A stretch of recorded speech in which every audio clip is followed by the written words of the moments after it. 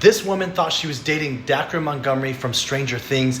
This person had asked her to even leave her husband. During our investigation, see what we found out. After we had been together for a little while, he gave me an ultimatum. He said, listen, he said, it's either your husband, he said, or it's me. And I said, look, there's no competition. I said, you treat me better.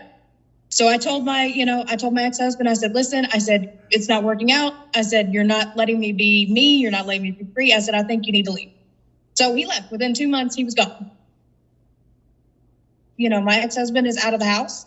I said, I'm separated from him. I said, there's no one here except for me and, my daughter, Rain. I said, it's just us. I said, now it's your turn.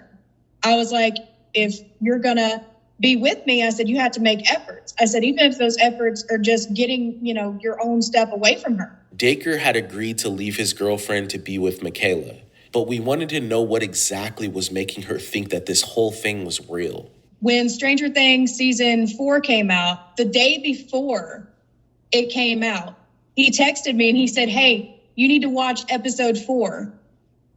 And he said, if you don't watch anything else, watch episode 4. And when it came out the next day and he showed up in that episode, and I was like, well, who else would know that? And he would send me poems, which I am a poem reader. I've actually got his book here. And the poems that he was sending me are things that would go along with things like his style of writing.